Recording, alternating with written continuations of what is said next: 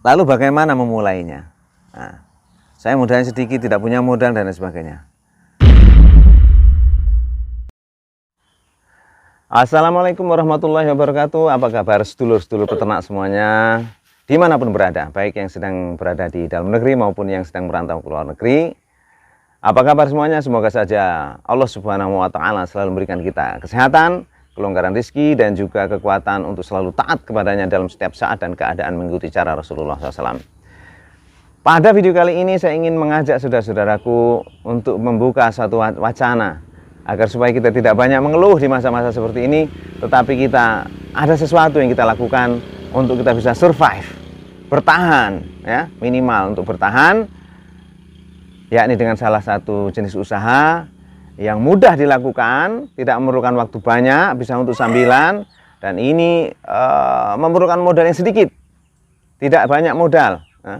Tetapi apabila ditekuni dengan sungguh-sungguh, dilakukan dengan benar, maka usaha ini akan menjanjikan hasil yang lumayan untuk menopang ekonomi keluarga kita di masa sulit seperti sekarang ini.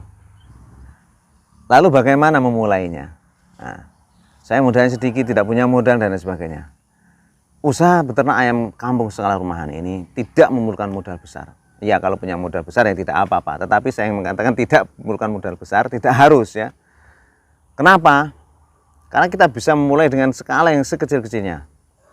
Katakanlah saya katakan minimal di sini dengan 4 indukan dan 1 bejantan. Ini selalu saya katakan berulang-ulang.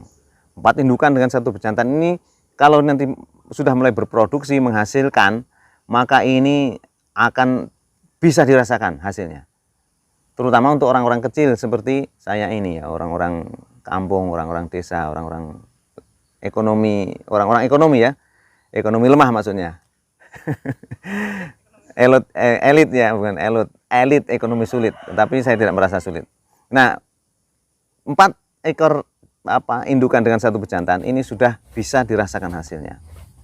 Lalu bagaimana? 4 ekor indukan ini banyak, Pak, mamanya uangnya harus sekian. Nah, sedangkan saya tidak punya uang sebanyak itu, umpamanya ini, ya. Maka kita turunkan level kita. Jangan beli indukan karena terlalu mahal. Kita turunkan level kita, beli calon indukan. Saya dulu juga demikian, saya membeli calon indukan masih berumur 3 bulan. Ayam yang berumur 3 bulan tentu lebih murah daripada indukan. Tapi kalau ini pun masih terasa berat, maka kita turunkan lagi level kita. Kita beli DOC sambil kita belajar merawat DOC dari kecil. Nah, ini akan terasa lebih ringan. Dan nanti waktu berjalan setelah 6 bulan kemudian DOC ini pun insya Allah sudah mulai berproduksi. Tapi harus diingat bahwasanya pembelian indukan atau calon indukan ini bukan ayam sembarangan, tapi harus ayam yang memiliki produktivitas telur yang tinggi. Bisa KUB atau ayam-ayam lain, terserah kepada dulur-dulur, dan cari referensinya masing-masing di Google ataupun di YouTube. Hal kedua yang bisa kita lakukan adalah mempersiapkan kandang. Kandang ini tidak harus besar karena kita bermodal sekecil mungkin, kan. Maka untuk 4 ekor indukan 1 bejantan ini cukup dengan kandang minimal yang 1 meter persegi. Sudah cukup.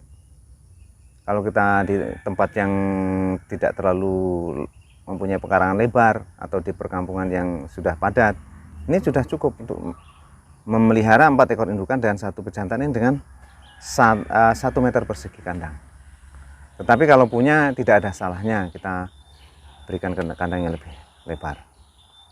Ini hal yang kedua. Terus hal yang ketiga yang bisa dilakukan untuk mempersiapkan ini adalah, ini juga hal terpenting. Jadi 3-3 ini sebenarnya penting semua. Ya, kalau nggak ada satu repot ini. Nggak jalan usaha kita. Yang ketiga ini yang terpenting juga, ini kita harus mempunyai mesin tetas sendiri. Ya, harus, ini hukumnya wajib. Kenapa demikian? Karena kalau kita tidak punya mesin tetas, ini akan sulit mengejar produksi yang tinggi tadi, hasil yang bisa lumayan tadi. Karena kenapa? Karena ayam harus mengeram dulu 21 hari, ditambah lagi dengan setelah mengeram harus memerlukan waktu 2 minggu untuk memulihkan fisiknya, baru ada kemungkinan bertelur lagi. Nah ini akan menjadi lama peternakan kita nggak berkembang, tidak ada hasil-hasilnya. Tetapi dengan adanya mesin tetas, kita bisa mengatur frekuensi. Sering saya ulang-ulang, setiap minggu kita masukkan telur hasil, kita mengumpulkan 1 minggu tadi masukkan pada akhir minggu, dan seterusnya seperti itu. Sehingga setiap minggu kita bisa panen. Pernah saya bahas di video saya yang panen setiap minggu. Itu sudah saya alami sendiri, jadi bukan hanya teori. Ini yang saya sampaikan ini bukan hanya teori, tetapi saya mengalami sendiri. Jadi ini bukan gula-gula, bukan juga hoax atau bikin video supaya menarik. Tidak ini. Tetapi ini adalah sesuatu yang sudah saya praktekkan sendiri, sudah saya alami sendiri. Tidak punya modal besar, saya turunkan level saya. Tidak punya lagi, saya turunkan lagi. Karena saya sudah pernah mengalami nggak usah diomongin ya. Saya ulangi lagi bahwasanya 3 hal yang harus dimiliki kita. Yang pertama, modal indukan yang mempunyai produktivitas telur yang baik. Harus itu. Tidak asal-asalan. Agar supaya kita mempunyai hasil yang baik juga. Yang kedua, kandang sesederhana mungkin, tetapi yang penting ayam tidak kehujanan, tidak kepanasan, dan cukup merasa nyaman di situ, walaupun hanya 1 kali 1 meter. Dan yang ketiga adalah mesin tetas. Nah, saya mengulas mesin tetas kembali ini. Apabila mesin tetas dirasa berat, beli mesin tetas berat, kapasitas sekian aja harus sekian ratus ribu umpamanya, maka kita pakai alternatif lain. Kita cari, saya berbagi pengalaman lah, tidak ajarin ya. Saya berbagi pengalaman saja. Kita buat saja mesin tetas dari box kulkas. Itu sudah pernah saya upload berkali-kali mesin tetas saya dari box kulkas. Dan alhamdulillah sekarang banyak juga saudara-saudara yang pengen dibikinkan juga. Nanti saya ketika saya membuat, nanti saya akan videokan dan saya akan bagikan kepada saudara-saudara semuanya. Beli box kulkas, murah harganya ya. Paling antara 100.000, mahal-mahalnya 150.000 lah. Nah ini nanti sudah kita bisa buat ini.